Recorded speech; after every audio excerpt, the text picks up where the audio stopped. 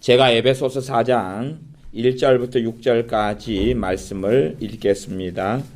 그러므로 주 안에서 갇힌 내가 너희를 권하노니 너희가 부르심을 입은 부름에 합당하게 행하여 모든 겸손과 온유로 하고 오래 참음으로 사랑 가운데서 서로 용납하고 평안에 매는 줄로 성령님의 하나 되게 하신 것을 힘써 지키라. 몸이 하나이요 성령님이 하나이니 이와 같이 너희가 부르심의 한 소망 안에서 부르심을 입었느니라. 주도 하나이요 믿음도 하나이요 세례도 하나이요 하나님도 하나이시니 곧 만유의 아버지시라. 만유 위에 계시고 만유를 통일하시고 만유 가운데 계시도다. 아멘. 어떤 면에서는 WCC 같은 친구들이, 제 친구는 아닙니다만은 꽤 좋아하는 메시지 중에 하나가 이 에베소 4장이 되는 것도 같습니다. 에베소 4장은 일치, 하나됨을 이야기하면서 하니까 꽤 사용하기 좋은 구절은 되겠지요. 우리가 하나님의 말씀이 꽤 우리에게 난해하고 어려운 이유는 있습니다. 왜 하나님 말씀이 난해하고 어렵냐 그러면 하나님의 말씀은 진리의 측면에서 각기 다른 면들을 이야기하는 말씀들이 많기 때문에 그렇습니다. 우리가 손바닥이면 손바닥이 앞면이 있고 뒷면이 있어요. 앞면이 있고 뒷면이 있어요. 성경 하나님 말씀도 어떨 때는 앞면을 이야기하실 때가 있고 뒷면을 이야기하실 때가 있어요. 관점이 그렇게 다양한 부분들을 이야기하셔요. 그렇기 때문에 하나님 말씀 우리가 섭취하고 먹을 때에 우리의 사변이나 우리의 이성이나 우리의 생각으로 하나님 말씀을 섭취하고 먹으면 어떨 때는 옳고 맞겠지만 또한 많은 부분에 있어서는 틀리고 잘못되어져 버리고 맙니다. 그래서 우리가 하나님의 말씀을 우리의 삶에 적용하기 위해서는 꽤 많은 하나님 말씀에 대한 묵상도 필요하고 고민도 필요하고 무엇보다 성령 하나님께서 말씀 우리에게 조명시켜 주시고 적용시켜 주시는 은혜가 필요합니다. 그렇지 않고 하나님 말씀을 내가 깨달은 다음에 바로 적용을 시켜버리려고 한다면 얼마나 큰 위험성이 있는가를 생각해 보셔야 됩니다. 단순하게 이야기하자면 여러분이 운전면허를 오늘 따셨어요. 그래서 면허증을 오늘 바로 나왔다. 오, 좋아. 바로 몰고 고속도로로 뛰쳐나가야 한다. 저는 여수에 살다가 서울에 오면 이 도로가 베스트 드라이버만 운전할 수 있는 그래서 어떤 분은 그렇게 이야기하시더라고요. 서울에서 운전하시는 모든 분은 전 세계 카레이스 대회에 나가면 등수 안에 든다고 그렇게 말할 정도로 대단한 운전 실력을 가져야지만이 이 복잡한 교통의 상황 속에 운전을 하실 수가 있는데 오늘 이제 운전면허를 땄는데 서울에 가장 붐비는 강남 쪽으로 가거나 어디로 가거나 그래서 운전을 하신다면 그냥 사고가 나고 말 것입니다. 그것처럼 하나님 말씀을 내가 깨달았다, 보았다, 알았다 그래도 내 삶 속에 말씀을 바로 적용하는 것은 사실은 많은 경우에 틀려버리게 됩니다. 심지어는 내가 깨달았다, 알았다, 보았다는 말씀을 다른 사람들에게 자를 대고 적용해버린다면 아주 심각한 문제가 되어져 버릴 때가 많습니다. 제가 성경 쭉만 하고 은혜 속에 살 때는 하루에 한 3시간씩 또 넘게도 기도 생활을 하고 계속 살아왔어요. 그러다가 은혜가 떨어지고 나니까 기쁨이 떨어지고 기도할 활력과 성령의 도우심과 역사가 떨어지고 나니까 기도가 이제 잘 안 되는 거예요. 기도가 잘 안 돼요. 그런데 제가 3시간씩 기도할 때는 그렇게 생각했어요. 주의 종이 3시간씩 기도 안 하면 종이 아니다. 그리고 실제로 목사님들하고 그런 거 가지고 한바탕 하기도 했어요. 당신은 어떻게 1시간도 기도하지 않느냐? 그러놓고도 주의 종의 자리에 어떻게 있느냐? 당신은 어디서 그렇게 이야기하는 나 조용기 목사님 책에서 그렇게 보고 나도 실제로 그렇게 기도성을 하니까 나는 이것을 진리라고 말한다. 그랬는데 결국은 시간이 흘러가니까 제가 틀린 거였어요. 그 다음에 이제 기도 생활을 3시간씩 하다가 은혜를 까먹고 나니까 제가 그렇게 생각하게 되더라고요. 3시간씩 억지로 기도해야지 하나님이 기뻐하신다. 그렇게 생각하더라고요. 그런데 제가 이제 믿음 생활을 시작하고 은혜 생활 시작할 때에 하루에 10분도 채 안 했어요. 10분도 채 안 했어요. 그러다가 하나님의 은혜가 오고 성령 역사가 와서 시간이 10분에서 30분, 30분에서 1시간, 1시간에서 2시간, 2시간에서 3시간 그렇게 늘어갔던 거예요. 다시 하나님의 은혜가 떨어지면 어디로 돌아가야 됩니까? 처음 자리로 돌아가야 되지요. 내 자신을 너무 높게 보지도 말고 교만하고 어리석게 보지도 말고 다시 처음 자리로 들어가서 다시금 시작하는 거죠. 기도하고 조금씩 기도하고 다시 엎드리고 그러는 가운데 다시 은혜의 역사가 시작되고 주님의 도우심의 역사가 시작됩니다. 근데 사람들은 이제 하나님의 은혜로 신앙생활을 많이 하다 보면 믿음이 좋은 사람들의 기준은 어디 있냐 그러면 하나님의 은혜로 신앙생활을 많이 할 때를 기준으로 삼아버리더라고요. 그래서 이것에 도달하고 살아야지만 하나님이 기뻐하신다는 생각을 하고 그것을 자기에게 적용시켜가지고 격차가 크면 클수록 정죄감과 죄책감을 느끼고 다른 사람에게도 그것을 적용해버리는 일들이 많이 있습니다. 하지만 그것은 어리석은 일들이 대부분 많이 되고 맙니다. 우리에게 있어 하나님 말씀이 참 어려운 것은 하나님 말씀이 이 진리는 가장 기본적으로는 양면성을 가지고 있습니다. 하나님의 말씀의 진리가 이쪽 면과 저쪽 면을 가지고 있어요. 그래서 하나님의 말씀을 바로 적용시켜 버리려 그러면 꽤 좋은 결과보다는 좋지 않은 결과가 일어납니다. 그래서 제가 어제 같은 경우는 권위에 순종하라, 권위에 복종하라 그러면서 4가지 권위가 있다. 그리고 그저께 밤에 또 어제 오후에 4가지 권위에 대해서 하나님 말씀한다. 첫 번째는 정부의 권위에 대하여 권세자들에 대하여 복종하라. 두 번째는 교회의 권세자들에게 복종하라. 교회의 권위에 복종하라. 그 다음에 세 번째는 가정 아내의 권위에 복종하라. 자녀는 부모에게 순종하고 복종하고 또한 아내는 남편의 권위를 인정하고 그렇게 복종하고 살아야 한다. 그 다음에 네 번째는 사회에서 직장의 상사, 그 다음에 학생이면 교사의 권위에 순종하고 복종해야 된다. 그 4가지의 영역에 대해서 성경을 가지고 말씀을 전했습니다. 그러나 그 부분들을 정말 내 삶에 적용하기 위해서는 결코 쉽지 않습니다. 그냥 쉽게 적용하려고 하는 시도와 노력을 제가 멈추시라고 제가 이야기하면서 말씀을 전했습니다. 어떤 분들은 목사님이 이상한 목사님이고 교회로 옮겨야 되는데 이거 목사님 설교를 들어보니까 이거 교회로 옮겨서는 안 되겠네요. 아니 그런 이야기를 하고 있는 게 아니란 이야기입니다. 그런 이야기를 하고 있지 않아요. 사울 왕이 단창을 들어서 자기의 사위인 다윗을 죽여버리려 할 때 다윗은 도망갑니까? 안 도망갑니까? 도망가지요. 도망가죠.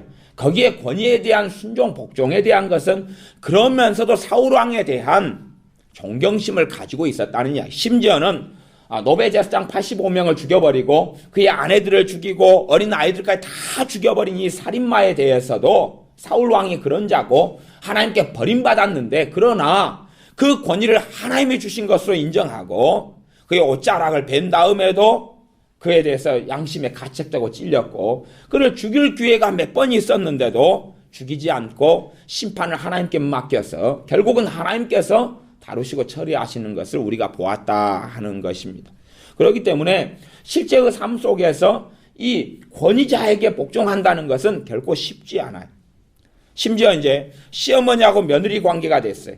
그러면 시어머니가 내 권위자가 될 것이냐 하면 권위자는 안 됩니다. 왜 그러냐 그러면 결혼할 때에 남자는 부모를 떠나서 아내와 한 몸을 이루라 그랬어요. 이미 결혼하면서부터는 부모의 권위에서는 벗어나게 되어져.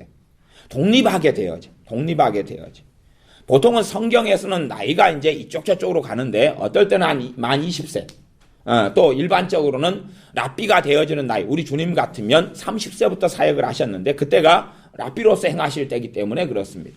30대 미터까지는 누구의 권위에 순종하셨어요? 마리아와 요셉의 권위에 순종하셨어요. 그리고 그때부터는 이제 전혀 그것하고 상관없이 어떨 때는 마리아가 그 형제들과 함께 예수님을 찾아왔을 때에 주님은 만나기를 거절하셨어요. 그러면서 내 형제와 자매와 부모와 모친이 누구냐? 그럴 때에 하나님 뜻대로 행하는 당신들이지 저기 밖에서 온 그들은 사실은 아니다 하는 뉘앙스를 가지고 말씀하시면서 만나기를 거부하셨는데 그때 이미 마리아가 바른 신앙에서 좀 벗어나가지고 우리 주님의 사역을 방해하려고 친척들의 말을 듣고 왔기 때문에 그러합니다.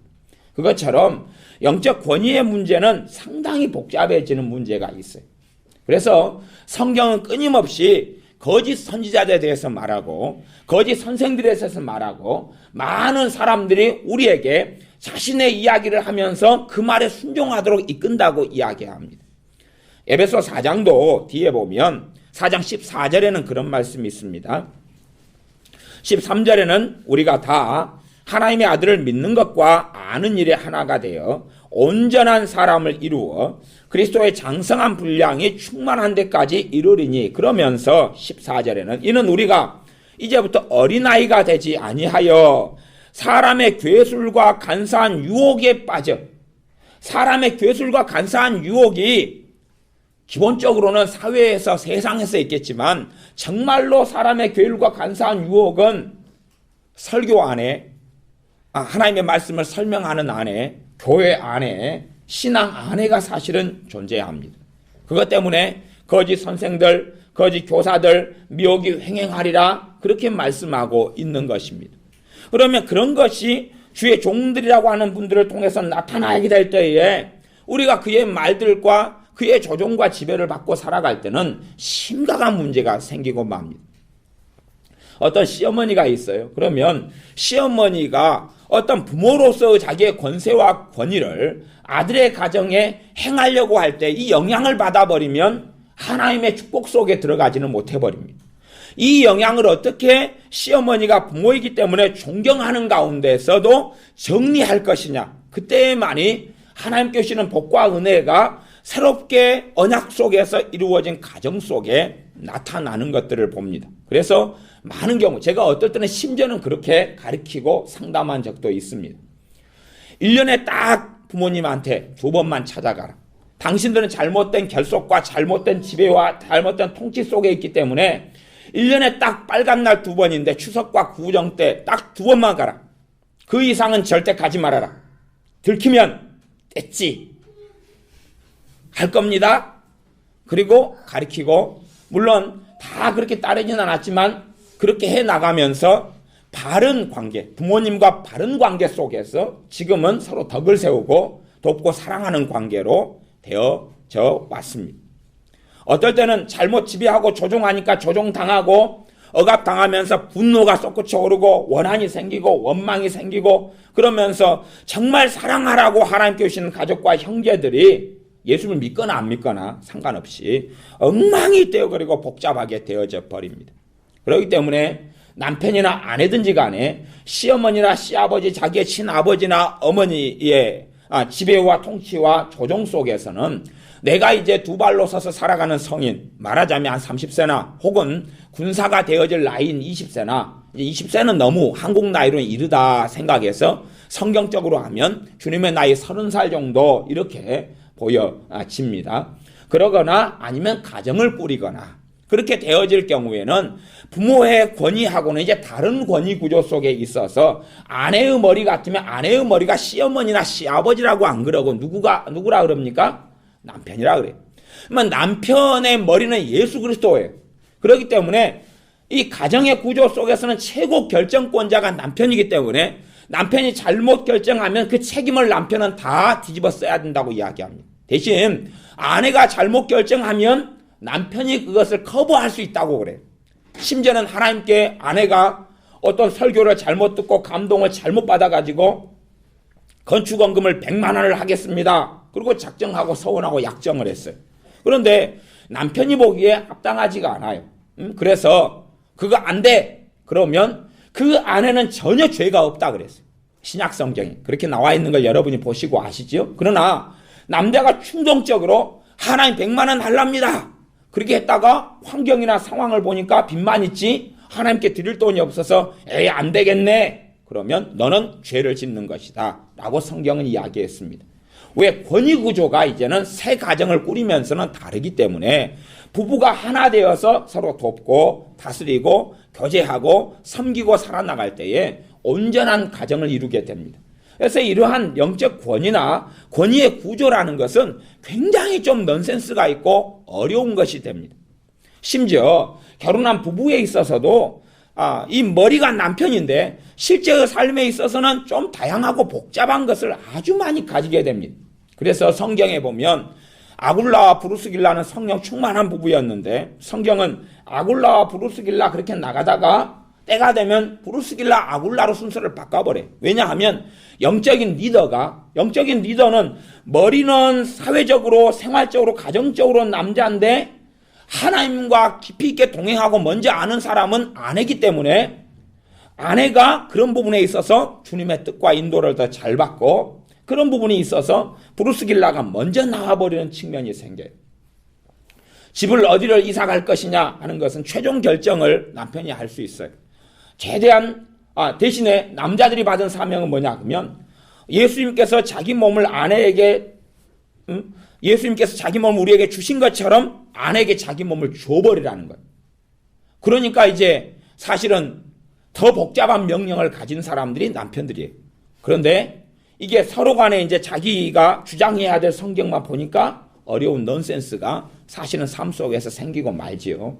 그래서 우리가 권위의 문제, 순종의 문제, 복종의 문제로 가면 삶 속에서는 굉장히 복잡합니다. 그래서 최소한 풀어가는 열쇠가 뭐냐 하면 내 아내가 내 위에 세운 권세자들과 권위에 대한 존경심이 있느냐 거기에서부터 제가 출발하라 그랬습니다. 그들이 시키는 대로 움직이느냐 그거 말고 내 안에 정말로 권세자들 권위에 대한 존경심이 있느냐 그 다음에서야 눈이 열려져서 바르게 그들의 조언을 들어야 될 것과 그렇지 않아야 될 것을 분별하게 될 것이라고 이야기합니다. 점점점 사람들은 많이 육적으로 또 잘못 어그러지는 삶을 살게 됩니다. 제가 주의 종에 대해서는 딱히 좋은 이야기가 아니라 안 좋은 이야기를 할 수밖에 없는 측면들이 있습니다. 뭐냐 하면 사람들은 어떻게 생각하시냐 그러면 환상과 환타지를 가지시기 때문에 첫째는 대학 안 나오신 분들은 그 환상을 가지셔요. 그래서 동네 할머니들이 그런 이야기를 하세요. 어이 자네는 대학 나왔으니까 이거 다 알 것 아닌가? 그러면 제가 속으로 그럽니다. 할머니 대학에서 안 가르쳐 주시던데요. 어이 자네는 대학 나왔으니까 이거 모르는 것 없지? 이것 좀 해보소. 대학교에서 선풍기 고치는 거 안 가르쳐 주셨습니다. 자네 대학 나왔으니까 이거 냉장고 이거 좀 고장났네 좀 고쳐보소. 안 가르쳐 줬습니다. 근데 똑같이 성도님들은 목회자들이 신학교를 나오면 하나님 말씀을 정말 잘 알고 굉장한 믿음에 도달할 거라고 착각을 하시고 또 유감스럽게 목사님들은 정말로 그런 것처럼 뉘앙스를 풍기고 신학 이야기, 신학교 이야기를 꺼내시는 것들이 많이 있고 헬라어 히브리어를 사용하면서 그렇게 하는 경향이 있지만 신학교에서 사용하는 격언이 있습니다. 옛날부터 수십 년 전부터 사용했던 격언은 진리처럼 나타나는데 과거에는 이제 목사님 신앙이 최고 높았습니다. 왜냐하면 정말로 초대교회로 돌아간 다음에 장로님들 신앙이 최고 높았죠. 그래서 야고보서 5장 말씀에도 교회 장로님들을 청하라 그래서 최고 믿음이 좋은 사람들을 그분들을 장로로 세웠거든요. 디도서, 디모데전서, 디모데후서, 주의 종, 장로님, 또 집사님, 감독을 세우는 자질 자격에 따라서 세웠기 때문에 최고 믿음에 좋은 사람들이 주의 종의 반열에 섰어요. 그 입장에서 그런 사람들이 주님의 길을 걸어갔기 때문에 목사님 신앙, 그 다음에 장로님 신앙, 그 다음에 집사님 신앙, 그 다음에 성도님 신앙 순이 되었다는 관점 속에서 오랫동안 있어왔던 격언과 진실 같은 것은 뭐였냐 하면 4년제 이었을 때에 신학교 1학년이 되면 목사님 신앙에 뜨거움을 유지하고 있다가 2학년이 되면 장로님 신앙으로 떨어졌다가 3학년이 되면은 집사님 신앙이 됐다가 4학년이 되면 이제 초신자 신앙, 인자 믿은 성도님 신앙이 돼서 나온다 하는 것은 제가 신학교 들어갈 때나 그 전부터나 그 전전부터 항상 진실이어 왔습니다. 그러니 여러분이 절대 착각하지 않으셔야 될 것은 신학교 나온다 해서 결코 하나님 말씀을 제대로 알게 되거나 깨닫게 되는 것은 불가능한 일이 됩니다. 왜 그러면 신학교의 가장 큰 문제가 뭐냐 그러면 신학교의 가장 큰 문제 중에 하나는 일단 신학교 들어가면 이 성경부터 외면하기 시작합니다. 성경을 어떻게 외면하냐 그러면 이 성경의 형성사, 구성사, 어떻게 만들어졌느냐 그러면서 그 속에 여러 가지 인간의 이성, 논리, 변증, 사변을 집어넣으면서 결국은 말씀에 대한 의심을 집어넣어버립니다. 진리에 대한 의심을 집어넣어버립니다. 이게 저 같은 경우도 그게 영향을 사실은 좀 많이 받았어요. 저는 말씀을 통하여 회개가 터지고 말씀을 성령님이 자꾸 깨닫게 해주시고 신학교 가기 전에 말씀을 통하여 은혜가 임하고 말씀이 꿀성점 달아지는 그 많은 체험과 경험 속에 살다가 하나님께서 부르셔서 신학대학원을 일반대 마치고 들어갔습니다. 그런데 제가 다녔던 신학교는 지금 합동측이고 그 다음에 하나님의 말씀이 무엇성을 가리키는 신학이에요. 그렇기 때문에 하나님 말씀을 정말 존중할 것 같았는데 막상 신학교 교수님들 박사님들이 가리킨 걸 들어보니까 들으면 들을수록 하나님 말씀에 대한 의심이 생기는 거예요. 이게 정말로 사람들이 관여해가지고 이렇게 짜집게 하거나 관여해서 혹은 사람의 논의와 토의를 거쳐서 만든 인간의 작품에 불과한 것이 아니냐 하는 의심이 제게 자꾸만 들어오기 시작하는 거예요. 이것과 싸우는 것 자체만으로도 너무 피곤한 거예요. 너무 피곤해. 잘못된 이중예정, 또 칼빈주의 예정론, 이상한 것, 그래서 그것과 싸우는 것도 피곤한데 가장 문제가 되는 것은 말씀에 대한 기름 부음과 은혜가 사라져버렸다는 거예요. 들으면 들을수록 이 말씀을 못 믿겠는 거예요. 여기서 어떻게 진리를 찾아내고 여기서 어떻게 사람이 끼워 넣어버린 것을 뽑아낼 것이냐 하는 것을 가리키는 게 성경 해석이 되어져 버렸어요. 아니 이제 보수주의, 칼빈주의, 하나님 말씀을 인정하고 존중하는 신학과 그 교단에서 제가 신학을 했는데도 그렇다 그 말이에요. 다른 감리교나 통합이나 이런 자유주의 신학에 물들어버린 데나 신정통주의에 물들어버린 데 이야기는 전혀 일고의 가치가 없고 왜? 제 후배들이 장신대나 호신대나 아니면은 또 다른 그런 감신대나 이런 목원대나 이런 출신들이 많으니까 걔네들의 실상을 저희가 듣고 알고 보고 제 제자들이 또 그쪽에 애들이 많아요. 그러니까 제가 그 실상을 아는데 저는 이제 보수주의 신학교 신학대학원 출신인데도 제가 성경을 듣고 배울 때에 말씀에 대한 의심만 들어오기 시작해요. 의심만 들어오기 시작해요. 이 하나님의 말씀은요 정말로 내가 존중하고 하나님 말씀을 귀히 여길 때만이 성령님께서 이 말씀을 내 안에서 확증시켜 주시거든. 그러기 전에는 인간의 사변과 계산으로 아무리 말씀을 살펴보고 짜집게 해봐도 성령님은 그 안에서 인정하지 않습니다. 그렇기 때문에 말씀에 대한 의심은 계속하여 있죠. 그러니 신학교를 졸업하고 나와서 목사님이 되는 것하고 믿음 좋은 것하고는 아무 상관이 없습니다. 본래로 한다면 믿음 좋으신 분이 믿음 좋은 사람이 되는 겁니다. 여러분이 성경을 한 장 읽은 거하고 목사님이 한 장 읽으면 여러분은 안 깨닫게 해주시고 목사님은 깨닫게 해준다는 그런 착각은 없으시리라 생각합니다. 안 그렇다면 다 안수를 받으시고 다 신학교 나오시고 다 목사님이 되셔야 될 것입니다.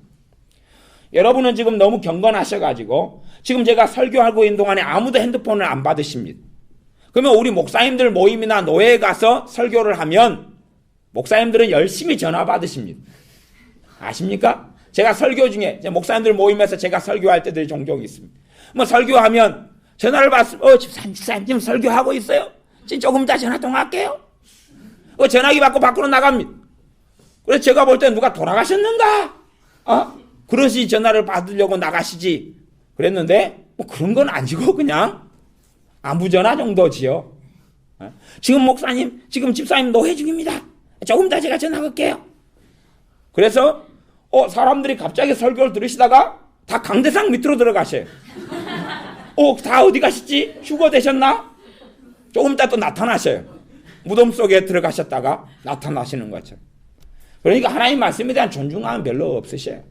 목사님들 모임하면 다 그런 거예요. 시기 질투 참 많습니다. 그래서 누가 주차장 샀다, 또 누가 어떤 분은 용돈 받았다, 장로님이 용돈을 1,000만 원 줬다 그러면 목사님들이 다 난리가 납니다. 그래서 교회 가서 그 다음부터 설교하셔요. 누구 교회 장로님은 1,000만 원 용돈 줬다는데 나한테는 100만 원 준 인간이 없다고 그러면서 사실은 그게 목회자들의 현실이고 현주소입니다. 그러니까 여러분이 착각은 하지 마셔야 됩니다. 목사님들을 존중하고 존경하는 것이 그가 하나님께서 오신 종임을 내가 인정하기 때문에 존경하는 것이지 그의 신앙과 믿음이 좋다는 것을 전제로 하는 것은 아닙니다. 그러니까 성경에서는 정말로 믿음이 좋은 사람들을 그 자리에 세우라 그랬는데 이제 우리가 교단 정치, 교파 정치로 가면서 신학교를 나온 사람들을 세우는 것입니다. 엘리야 선지자가 믿음이 좋고 하나님의 부름에 따라서 엘리사 선지자를 불러가지고 그를 다음에 차세대 후계자로 세웠고, 모세 같은 경우도 정말로 자기를 40년 동안 수종 들었던 여호수아를 검증하고 훈련해가지고 세워서 자신의 후계자로 삼으면서 안수할 때에 지혜의 성령님이 그에게 임하시고, 그러니까 차세대 지도자로서 이 가나안 땅으로 이스라엘 백성을 인도하였습니다. 그것하고 상관없이 그냥 신학교만 나와서 스스로 그 자리를 차지하기 때문에 실상은 믿음 좋은 것하고는 별로 상관이 없습니다. 그러니 주의 종들의 입에서 나오는 말들이 성령의 역사를 통해 나올 것이다라는 기대감이나 착각은 사실은 안타까운 이야기가 되고 맙니다. 그래서 우리가 그분들을 정말 존경해야 되지만 그들의 이야기를 정말 받아들여야 될 것이냐는 것은 다른 이야기입니다. 제가 애언을 많이 오래 해고 살아왔으니까 주된 사역은 아니고 그냥 조금씩 찔끔씩 그러면서 여러 목사님들과 사모님을 만납니다. 그리고 이제 그분들이 제게 애언 은사가 임파테이션 되게 달라 기도도 요구하기도 하고 애언 은사가 임했는데 애언 사역을 본격적으로 하려다고도 이야기하십니다. 그러면 제가 그때 그분들의 인격이나 그분들이 하나님 말씀을 알고 있는 수준이나 신앙의 수준이나 애언 은사를 애언을 해보시라 그러고 들어볼 때에 왜곡되고 어그러지는 측면 속에서 제가 아니요 하시면 안 되겠습니다. 그렇게 제가 애언 은사가 임한 많은 목사님들과 사모님들이 저하고 대화하는 가운데 제가 지금까지 한 분에게도 애언 사역을 하실 정도로 성숙하셨습니다. 이야기는 한 번도 한 적이 없습니다. 제가 경험하고 겪기에 저한테 조언을 요구하시니까 제가 살펴보는 견지 속에서는 아니요, 안 됩니다. 하시면 문제가 생깁니다. 애언 은사는 임했는데 이것을 제대로 사용할 수 있는 역량이 유감스럽게 사모님은 안 가지고 계시는군요. 목사님은 안 가지고 계시는군요. 안 됩니다. 나중에 두고 봅시다. 지금은 안 됩니다. 지금 하나님 말씀 안에 더 거하셔야 됩니다. 말씀대로 말씀을 전하시고 사역하시고 하나님 말씀을 가장 중요시 여겨야 됩니다. 그러나 제가 그렇게 충고한 분들 가운데 아무도 제 말은 따른 이는 없습니다. 다 기도원을 세웠고 다 교회 안에 목사님이 애언 사역을 세워가지고 결과는 다 듣고 합니다. 다 많은 사람을 패가 망신시켰다는 이야기를. 하지만 지금도 열심히 하고 있다는 이야기도 들리고 그럽니다. 그런 것이 우리가 경험하고 살아가는 실상입니다. 그러면 그분이 하는 애언 은사가 없다는 게 아니라 애언을 통해 이제 어떻게 하기 시작한다는 이야기입니까? 사람들을 지배하고 조종하고 다스리기 시작한다는 이야기입니다. 그 말을 우리가 듣고 살아가 버리고 거기에 순종하고 복종하면 심각한 폐해가 우리의 삶에 일어납니다. 그것은 복종하라는 제가 가르치는 말씀의 기본 원리가 아니기 때문에 그런 식으로 이해하면 정말로 곤란한 이야기가 되어져 버리고 맙니다. 그래서 말씀을 복종하고 권세자들에게 복종하라는 것을 바르게 이해하지 못하면 곤란한 이야기가 되니까 운전하러 바로 나가지 마시라 그런 것입니다. 지혜로운 사람은 어떻게 하실지 모르겠지만은 핸들은 돌리면 오른쪽으로 돌리면 오른쪽으로 차가 가고 왼쪽으로 돌리면 왼쪽으로 간다. 브레이크를 밟으면 차가 멈추고 엑셀을 밟으면 차가 나간다까. 그리고 키를 꽂아가 돌리면 시동이 걸린다. 그리고 엑셀을 밟아가 출발해라. 기어 어떻게 하고 설명 듣고 차 운전하고 바로 나가시는 분은 그리고 사고 안 나는 것을 가리켜서 기적이라 그러는 것입니다. 그리고 대부분은 사고 나는 것처럼 하나님 말씀을 우리 삶 속에 적용시키는 것은 그것이 꽤 어려운 과제물이 되고 하나님 말씀에 내가 순종하고 사는 것은 꽤 어려운 이야기가 되는 것은 하나님 말씀에 다양한 측면들이 있기 때문에 다양한 측면들이 있어서 지금 현재 내게 성령 하나님께서 적용시켜주는 말씀과 내게 지금 인도하시는 말씀 그걸 레마라 그러는데 그 말씀 속에 내가 살아가야 되기 때문에 그렇습니다. 그래서 여러분의 삶 속에서 하나님 말씀을 듣고 바로 그냥 적용시키는 어떤 그런 요구와 흐름이 있고 그런 충동이 일어나신다면 여러분이 한참 동안 자제하시는 것이 좋다. 그렇게 저는 생각되어집니다. 그래서 우리의 감동과 충동에 따라 살아가는 삶은 꽤 위험한 삶이 되고 맙니다. 쌀을 씻어서 안 치는데 불을 잠깐 때운 다음에 잠깐 한 1분 앉힌 다음에 그 다음에 밥 먹기 시작하려 그러면 생사를 먹을 수밖에 없는 것 아닙니까? 내가 어떤 하나님의 말씀을 배운 다음에 그것을 한참 묵혀놔야지만이 그 말씀의 균형 속에 들어가기 시작합니다. 저는 아주 제가 하나에 몰두하는 것을 많이 가졌습니다. 그래서 어떨 때는 상담에 몰두하면 상담만이 진리고 답이야. 그래서 상담에 온통 온 마음과 힘을 쏟았습니다. 그것이 아마 5년 이상을 그렇게 했던 것 같습니다. 조금 있다가 이제 예를 들어서 한 기질이다, 기질. 성격론, 기질론이다. 그러면은 애니어그램, MBTI 16가지, 애니어그램 9가지, 8기질론, 4기질론. 사람만 보면 몇 달 동안 성격 분석만 하고 살았어요. 얼굴만 보고, 무슨 성격, 장점 뭐고, 단점은 뭐고. 그것만 몇 달 빠져가지고 살다가, 어떨 땐 내적 치유, 상담을 하다 이제 내적 치유를 배우고 알게 됐어요. 어떻게 한지 압니까? 새벽 4시부터 밤 12시까지 내적 치유만 했습니다. 우리 원장님의 증인이세요. 그 원장님하고 가르쳐가지고 기도원 사회 가면 아침 4시부터 하루에 20시간을 화장실 가고 밥 먹는 시간 빼놓고 풀타임으로 그렇게 하고 살아요. 완전히 그래서 내적 치유만이 진리고 답이다. 이제 몰입성이 굉장히 강하거든요. 하나에 하면 그냥 찐을 빼고 뽕을 빼버리거든요. 그러다가 이제 귀신 역사, 마귀 역사를 알게 됐어요. 그러니 와 이게 답이구나. 그리고 귀신 역사, 마귀 역사, 축사 사역에 대한 책은 다 긁어 모아가지고 그래가지고 다 공부하고 시행하고 왜 또 원래부터 귀신에 대해서 영적인 어떤 분별력이나 은사를 좀 주신 게 있어서 귀신을 보고 살고 삼기도 하고 쫓아내고 벨 속에서 살아왔기 때문에 경험은 좀 있고 대신에 이제 좀 배우려 하고 그러는데 잘 모르겠고 그런 속에 있었거든요. 옛날에야 제가 고등학교 때만 해도 그랬습니다. 제 매형 하나가 자살해 죽었는데 그 매형 하나가 있었는데 사촌 매형이에요. 근데 그 매형이 있었는데 이제 그 누나가 이 매형과 재혼을 했습니다. 재혼을 해가지고 이제 살아가는데 이 사람이 귀신이 들린 사람. 그래서 발작하면 칼을 들고 휘두르고 날리고 발작하지 않으면 얌전한 사람이 돼. 귀신이 이제 하루에 한 번씩 두 번씩 들어와요. 들어오면 어떻게 제압이 안 되니까 저한테 전화를 하셔요. 그러면 제가 고등학생 때인데 빨랫줄을 걷어요. 그때 귀신에 대해서 어떻게 쫓아내는 건 김기동 씨 그쪽 말기는 베리아 쪽 책 말고는 없었어요. 김기동 마귀론밖에 없어요. 어떻게 배울 거. 그래서 제가 빨랫줄을 걷었어요. 빨랫줄을 걷어가 이걸 돌리면서 달려가요. 달려가면 제 얼굴만 보면 그 사람이 잠잠해지고 딱 멈춰요. 그러니까 자기보다 덩치가 크는 제 사촌 형제들을 불러가지고 하면 집어 던져버려요. 확 던져버려요. 제가 가서 빨랫줄을 돌리고 가면 깨갱하고 꼬리를 말아요. 그래서 이씨 그리고 또 제가 집으로 다시 빨랫줄을 돌리면서 와가지고 또 빨랫줄에 줄을 묶어놔야지. 안 그러면 어머니한테 야단 맞잖아. 다시 묶어놨어요. 그래서 귀신만 발작하면 저를 불렀어요. 그래서 이제 고등학교 때 빨랫줄 돌리면서 달려갔다가 올라왔다가 우리 집이 산 밑에 있어가지고 밑으로 쭉 내려갔다가 또 올라왔다가 그렇게 했어요. 그렇게 하다가 어느 날에 이제 이 매형을 데리고 귀신을 쫓아내려고 기도원에 옛날에 뒤로는 다 산에 있었잖아요. 이제 데리고 이제 가는데 갑자기 이 양반이 품에서 칼을 꺼내는 거예요. 제 뒤에 있다가. 갖고 걔가 섬뜨대가 돌아보니까 칼을 꺼내가 찌르려고 쫓아와서 제가 날 살려라! 그리고 도망갔죠. 한참 도망갔어요.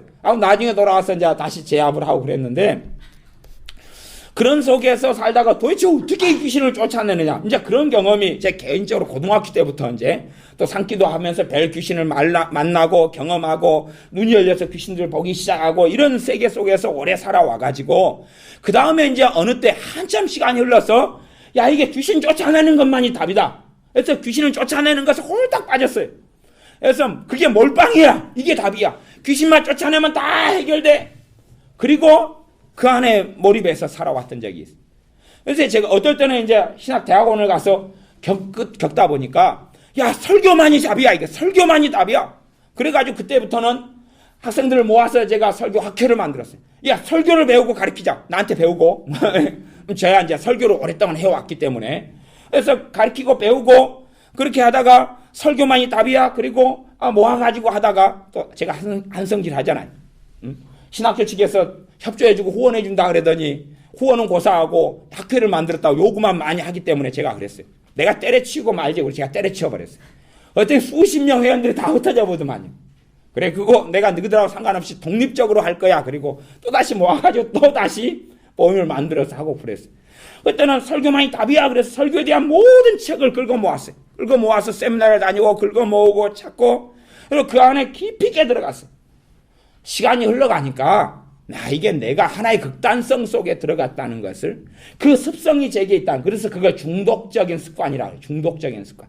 하나에 그냥 들어가면 드라마 하나에 쫙 빠져가지고 살아가는, 하나님 말씀을 듣고 여러분이 은혜를 받더라도 그것이 답인 것처럼 느껴진다 할지라도 한 2, 3개월은 묵혀놔 보셔야지 진정이 되셔요.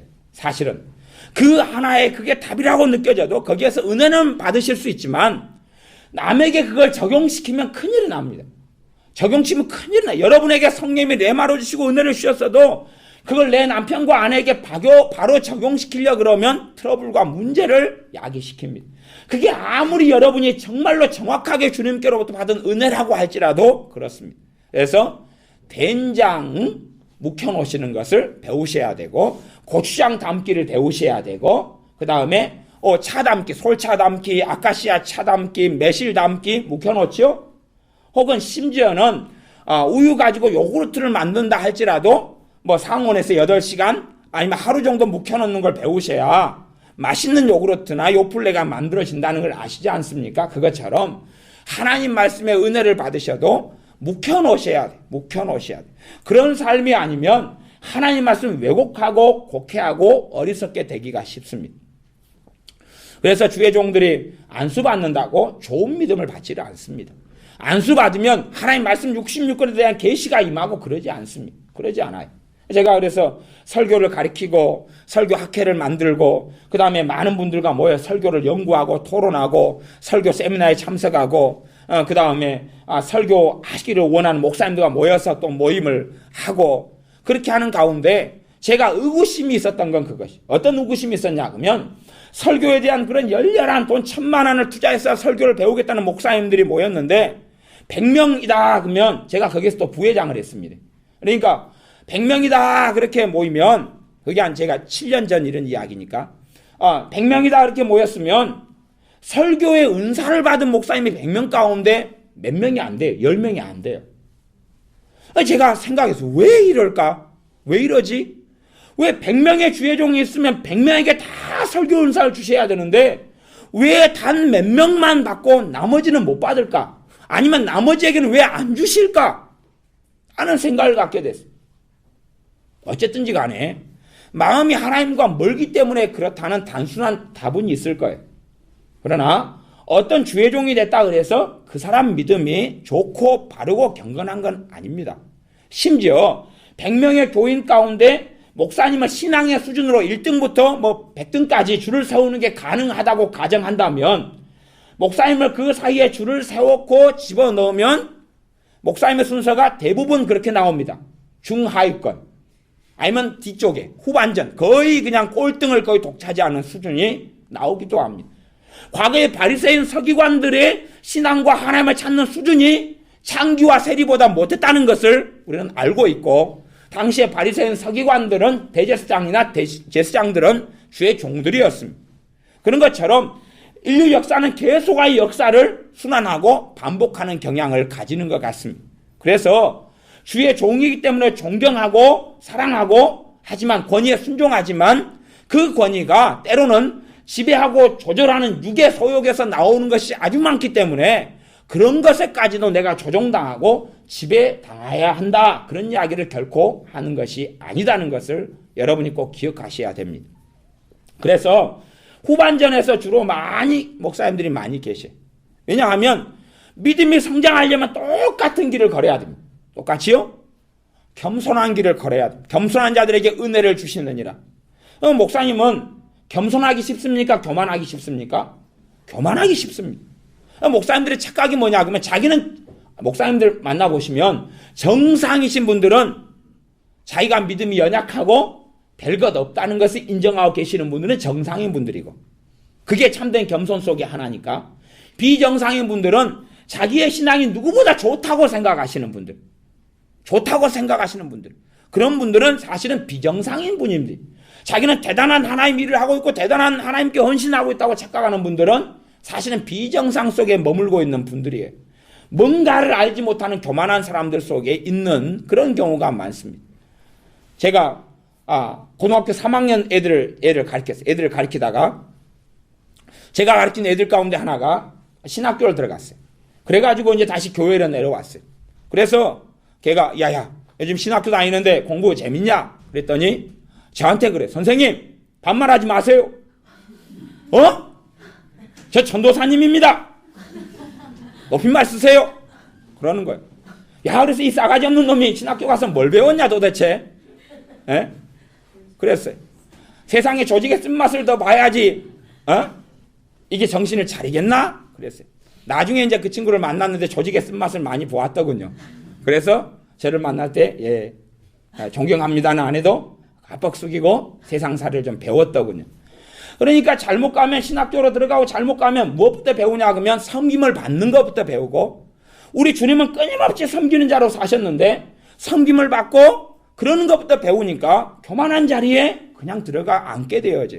그러니 어떻게 정말로 주님을 닮아갈 수 있느냐 하는 것이, 그런 한계와 그런 위험성과 그런 넌센스와 어려움을 사실은 주의 종들이 가져서, 그래 주의 종들을 위해서 기도하는 것, 그를 위해서 중보해 주는 것이 우리가 그들에 대해서 줄 수 있는 사랑 중에 하나입니다.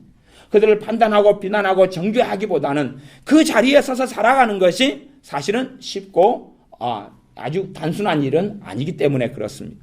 또한 더군다나 믿음도 약하고 마귀사도 잔뜩 많은데, 더군다나 교회의 지도자로 있기 때문에 사단의 공격도 많을 것 아니에요. 저 사람만 넘어뜨리면 그냥 교회라는 건 아무것도 아니고 흐지부지 만들어버릴 수 있으니까.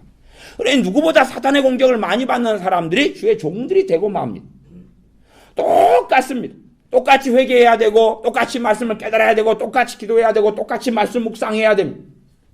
그렇게 해야지만이 주님을 만나고 믿음이 성장하고 자랍니다. 그건 예외가 없는 것입니다. 예외가 없어요. 그렇기 때문에 정말 믿음이 장성한 사람을 주의 종으로 세우라 그랬지, 그냥 누구를 주의 종으로 세우고 나면 그의 믿음이 장성한다는 거꾸로 된 이야기가 아닙니다. 제가 전에 어떤 목사님을 만났더니 그 목사님이 그렇게 이야기하시더군요. 나는 안수받기 전과 안수받은 후가 전혀 다릅니다. 안수받은 후에는 목사 안수받은 후에는 전혀 다른 더 놀라운 기름 부음, 놀라운 성령 충만, 더 놀랍게 말씀이 깨달아지는 업그레이드된 삶을 살고 있습니다. 그러는 거예요. 제가 그랬어요. 뗐지. 정신 차리시오. 그런 게 아니요. 한참 그것까지 대화하고 이야기했어요. 그분은 그렇게 착각하고 계시더라고. 착각하고 계셔. 그러니까 얼마나 어리석음 속에 들어갑니까? 그래서 우리 삶 속에서 뭔가를 바르게 분별하고 아는 것은 결코 쉬운 일은 아닙니다. 우리가 어떤 권위에 순종하고 복종하는 것은 결코 쉬운 일은 아닙니다. 그래서 어떤 분들에게는 제가 거절하는 것을 계속 가르칩니다. 거절하는 것. 사람의 지배와 조종을 자꾸 받으면 우리 안에 한이 계속 쌓여요. 사람이 내가 원치 않는 일을 자꾸 하게 살게 되면 뭐가 생기냐면 분노가 생겨요. 분노가 생겨요. 물론 내 자녀가, 내 권위 아래에 있는 자녀가 부모가 도둑질 해와라, 자전거 한 대 훔쳐와라, 못된 일 하고 와라 라고 시키지 않는 한은, 부모 안에 독립하지 않은 부모 안에 있는 자녀는 마음에서부터 줄겨 순종하는 것을 배워야 뭐가 없어져요? 분노가 없어져요. 분노가 없어져요. 그러니까 이 아내가 반항심을 딱 만들어 놓은 아이는 요구하면 싫어요. 내가 왜 해야 돼요? 그러면 이 자녀의 인생과 삶은 정말로 비참하고 비극적입니다. 왜냐하면 권위에 순종하는 걸 못 배웠기 때문에 그래요. 권위에 순종하는 걸 배우지 못하면 삶은 하나님께 순종하는 걸 가르치기 위해서는 평지풍파 속에 들어가는 거예요. 그러니까 여러분의 자녀가 부모의 권위에 순종하는 것 대신에 여러분은 자녀에게 자녀를 노엽게 하지 말고 정말로 자녀를 바르게 세워가야 됩니다. 대신에 지가 스스로 반항심이 있어서 노엽게 하면 그건 뗐지 하셔야 됩니다. 정신을 차리게 해주셔야 됩니다.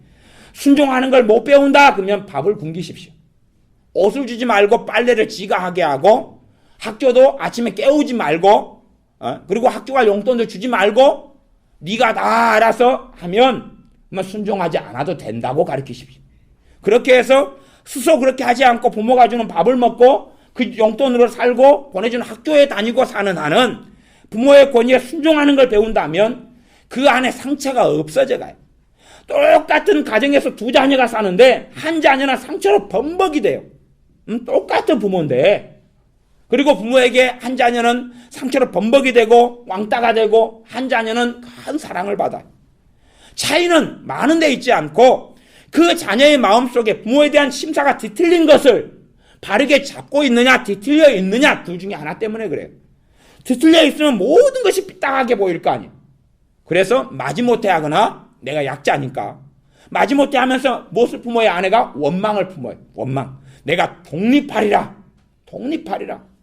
그리고 언젠간 내가 자유하리라. 잘못된 자유. 그래서 그 세계 속에 나아가려고. 아내가 계속 분노를 키워오죠. 내 멋대로 살아야 되는데 왜 나를 강요하고 왜 나를 지배하고 조종하려 그러느냐. 자녀가 계속 아예 그런 잘못된 속에 살아가고 말아요. 그러면 그 자녀와 인생의 삶 속에는 파탄지경 말고는 없고 정말로 하나님께서 그 영혼을 사랑하신다면 그 자녀는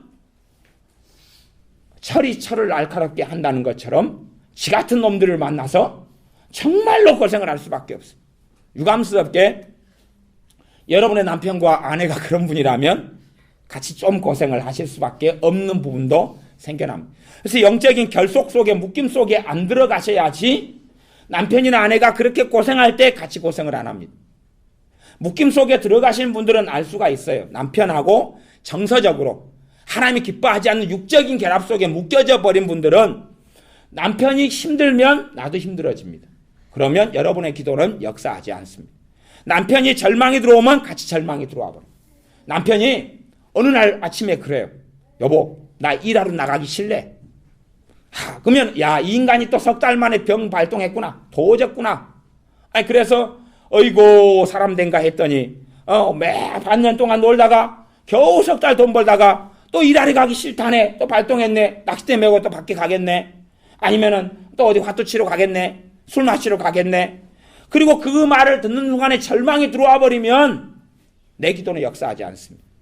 그 말을 들어도 내게 뭐가 있어야지? 평안이 있어야지. 내가 남편 바라보고 사는 사람이 아니라 주님 바라보고 주님 의지하고 사는 사람이기 때문에 그 말을 듣는 순간에 그 말이 내 속에 들어오지 않아야 돼요.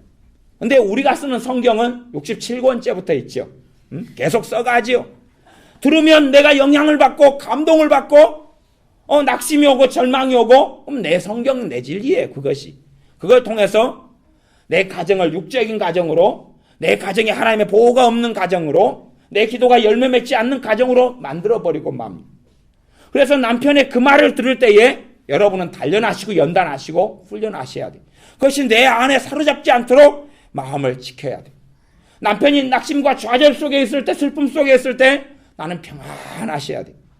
여러분이 슬퍼하는 자들과 함께 슬퍼하고 우는 자들과 함께 울라는 하나님의 말씀을 알지만 그것을 변태적으로 해석하셔가지고 남편이 똥똥 속에 들어가니까 여보 똥물 먹으니까 맛있어?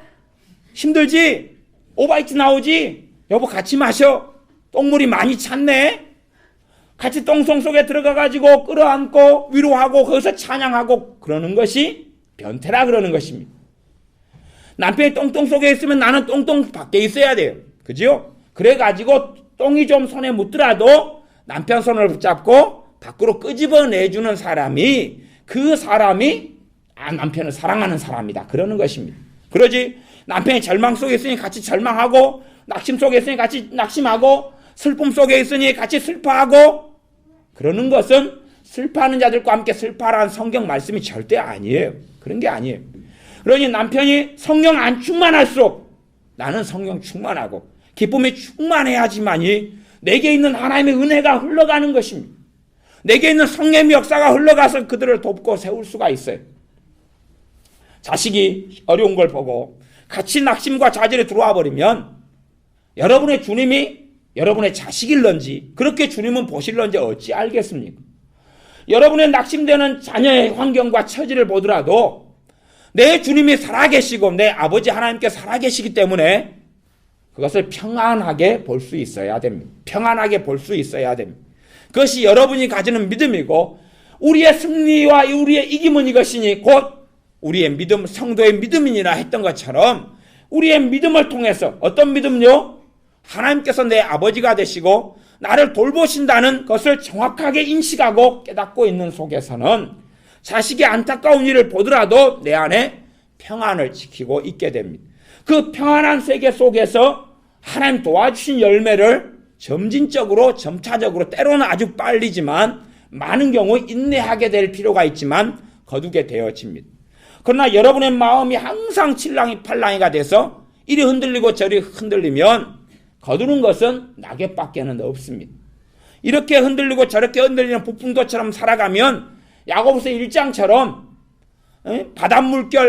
물결이 바람이 흔들리는 것처럼 그렇게 하니까 꼭 그런 분들은 우리 여수 동네에 오셔서 어떻게 파도가 치는지를 구경을 하시지만 얼마나 허무한지도 아시도록 한번 놀러 오시기 바랍니다. 파도가 얼마나 쳐도 허무한지 아무것도 이루는 것도 만들어내는 것도 얻어내는 것도 없습니다. 하나님이 안 살아계시기 때문이 아니라 내 마음에 그렇게 계속하여 풍랑이 일면 그래서 하나님께서는 무엇을 단련하시고 연단하시냐 그러면 우리의 마음을 단련하시고 연단하신다고 말씀합니다. 그러니 필연적으로 고난이라는 게 있는데 그 고난은 마음의 폭풍이겠죠. 마음의 폭풍으로 어떻게 잠잠게 만들어서 단련되어서 에베소 3장의 사도 바울의 기도대로 속사람이 강건케 되느냐 하는 것입니다. 에베소 3장 16절을 보면 그 영광의 풍성을 따라 그의 성령님으로 말미암아 너희 속사람을 능력으로 강건하게 하옵시며 너희 속사람을 능력으로 강건하게 해달라 무릎을 꿇고 하나님께 기도한다. 에베소 교인들 당신들의 속사람을 능력으로 강건케 해달라. 무엇이요? 속사람이. 속사람의 중심이 마음인지는 아시죠? 그러니 마음이 강건케 되어지는 사람 그렇게 되어져야지만이 믿음이 장성한 사람의 자리에 들어갑니다. 어린아이는 어린아이의 것밖에는 누리지를 못합니다. 어린아이가 장성한 사람의 것을 누리지 못합니다. 어느 날 여러분의 자녀가 5살인데 가방을 맨 다음에 엄마 일본 여행 갔다 올라요. 그러면 아주 잘못된 결과로 가면 병원에 입원시켜야 될 겁니다. 근데 잘된 결과로 가면 몇 대 맞고 정신을 좀 차려야 되죠. 근데 가방을 둘러매고 이것저것 집어넣어서 뭘 집어넣냐 할 때 엄마 결혼 반지 챙겨넣고요. 아빠 손목시계 집어넣고요. 통장하고 도장 챙겨넣었어요. 엄마 비밀번호 뭐예요? 일본 여행 갔다 올게. 5살짜리가 그렇게 나간다면 끔찍한 사태가 벌어지고 말 겁니다. 야, 천전에 통장에 비밀번호가 있다는 걸 알아? 와, 세상에 보내도 되겠구나? 그러는 게 아니라 어린아이는 자기 수준에서밖에는 누리지 못하는 겁니다. 여러분이 믿음이 강건해 간다는 이야기는 속사람이 강건하다는 이야기입니다. 사람들은 뭘 생각 못하냐 그러면 내 속사람이 강건해서 내가 믿음이 장성한 사람이 되어져 가는 것은 하나님이 때때로 우리를 달아보시고 시험하시는 걸 통해서라는 것을 이해를 꼭 하셔야 됩니다. 아브라함이 아무리 믿음이 좋은 사람이라도 하나님은 아브라함을 시험하십니다. 왜냐하면 마음 안에는 하나님을 경외하고 사랑함이 있어요. 그런데 그것은요 실제로 상황이 벌어져야지 그 결과가 될런지 안 될런지 나타나게 되는 것입니다. 하나님을 아무리 사랑해도 그러잖아요. 제가 군대에 있을 때 정말 먹고 싶은 게 많았어요. 그래서 편지를 보내면은 5만 가지 음식이 생각나서 목록을 적어서 보내드렸어요. 김밥요. 혹시 면회 오시거든 김밥을요. 닭다리를요. 뭘요. 쫙 했어요. 그런데 조금 먹고 나니까 아무 생각이 없어요. 배부르니까 그 생각이 아무 생각이 없어요. 여러분이 금식을 한 3일 하는 가운데 되면 5만 가지 생각이 다 떠오르잖아요. 야, 금식 끝나고 난 다음에 이거 먹어야지. 먹고 나면 아무 생각이 없지요. 그것처럼 내가 주님을 사랑합니다. 하나님을 사랑합니다. 내가 주님을 믿습니다. 그러면 그때 가지고 주님을 인정하지 않습니다. 그래? 믿어? 좋아. 믿는다. 그러니까 나도 너 믿어볼게. 그리고 문제. 자, 풀어봐. 아이고 주여 왜 그러세요? 언제까지 이러실 거예요? 주님이 실망하십니다. 야, 나 믿는다며. 그러니 또 그러다 갑자기 원망이 이렇게 튀어나오냐? 너 속사람이 강건해가지고 그 문제를 돌파하고 승리하고 이기는 건데 정말 아무것도 아니네. 안 돼. 아브라함이니까 아브라함 정도 믿음에 대한 사람이니까 아브라함의 그 수준만큼 요구하셔요. 그러니 여러분은 걱정하지 마십시오. 이삭을 바치라는 이야기를 절대 안 할 겁니다. 염려하지 마십시오. 어떤 분이 주님을 사랑하기가 겁난다고 저한테 이야기하시더라고요. 그래서 왜 겁나십니까? 그랬더니 내가 주님을 사랑한다고 이야기하면 꼭 아프리카 오지로 선교사를 보낼 것 같대요. 그래서 제가 걱정하지 마라 그랬어요. 당신 절대 안 보낸다고. 아프리카 오지로 보내려면 그만큼 정말 좋은 믿음을 가진 사람이 돼야지 보내는 거지. 당신 수준은 아무리 해도 그 수준은 아니니까 염려하지 말라고. 아무리 기도해도 사랑한다 해도 주님이 젖병만 물려줄 거라고. 염려하지 마시라고. 그건 제 속의 이야기였습니다. 대놓고 이야기하면 어떻게 되겠습니까? 속에서 한 이야기를 지금이나 되니까 제가 이야기해 놓는 겁니다. 물론 제가 약간은 각색했으니까 그분은 듣고 잘 모르니까 걱정하실 것 없습니다. 제가 그래서 상담을 오래 하다 보니까 상담할 때는 기본 조건이 그렇거든요. 어떤 사건을 이야기할 때 꼭 각색을 해야 된다. 왜냐 하면 상대방 내담자의 신상을 보호해 주기 위해서. 대신 저는 우리 교회 식구들의 신상은 절대 보호하지 않습니다. 우리 교회 애들의 신상은 절대 공개하지. 최근에 들었으면 한 번 성을 바꾼 적은 있습니다. 성을 바꿨어요. 홍씨로 다 바꾼 적도 있고 임씨로 홍씨로 바꾸고 그 다음에 박씨를 임씨로 바꾼 적은 있어요. 요즘에 신상 보호를 조금 깨닫기 시작하고 있거든요. 그러나 오분양이죠. 타인에 대해서는 이제 되도록이면 이렇게 저렇게 바꿉니다. 어쨌든지 간에 그분의 신앙은 절대 아프리카 오지로 주님이 안 보냅니다. 그분은 걱정하실 건 없는 거예요. 우리에게도 자식 바치라는 이야기도 하나님 절대 안 하십니다. 염려하실 것 없어요. 수준이 안 되니까. 우리의 수준만큼 하나님은 우리의 단계만큼 수준만큼 물론 신앙의 단계가 칼로 잘라지거나 나누어지거나 보이지는 않습니다. 그렇게 단계로 신앙을 나누는 것은 굉장히 위험한 것에 속합니다. 성경 크게는 어떤 신앙을 육에 속한 사람, 영에 속한 사람, 육신에 속한 사람, 혹은 요한 1서 말씀에 따르면 어린아이, 그 다음에 청년, 아비의 신앙, 그 정도만 이야기하고 더 깊이 있는 인간의 사병과 이론으로는 가지 않습니다. 아브라함이 하나님을 경외했지만 이삭 내놔라, 독자 이삭 내놔라, 정말로 너가 기도하고 간절히 구해서 백세 얻은 그 자식 내놔봐라, 이제 내놔봐라 라고 했을 때에 아브라함은 하나님을 경외하는 것을 보여주어서 자식 데리고 가서 꽁꽁 묶어서 죽이려고 했는데 그때 하나님이 하신 말씀이 아브라함아 너가 정말로 나를 경외하는 것을 알았다 그러는 것입니다. 우리 안에 아무리 주여 사랑합니다 해도 실제 상황에 대한 내 뱃속에 있는 것이 나타나고 거기에서 내가 믿음을 보일 것인지 아니면 불신앙을 보일 것인지가 결정되고 드러나는 것입니다. 좋은 일이 있을 때는 다 믿음이 있는 것 같죠. 그건 믿음의 현주소는 아닙니다. 평안할 때 좋을 때가 아니라 환난 속에 문제 속에서 있을 때의 이야기입니다. 우리 주님께서 순종함으로 이 땅에 사람이 육신을 입고 오셨을 때 아버지를 순종했고 따랐지만 우리 주님의 삶 속에서는 계속 시험과 고통과 핍박과 환난이 계속 되어져 갔습니다. 우리보다 훨씬 더 상상할 수 없이 심각하게. 그러나 주님은 죄짓지 않으셨고 주님은 분노로 마음에 타오르지 않으셨고 주님은 원망 속에 들어가지 않으셨고 주님은 한탄 속에 비극 속에 우울증 속에 잡혀가지 않았습니다.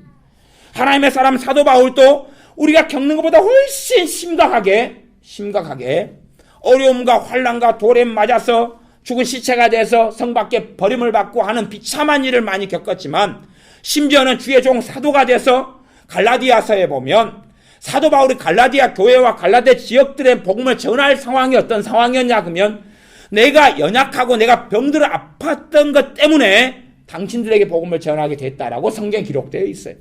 사도 바울이 아팠기 때문에 그러니 사도가 병들어 아파 있다는 것은 얼마나 전문용어로 쪽팔린 일이겠습니까?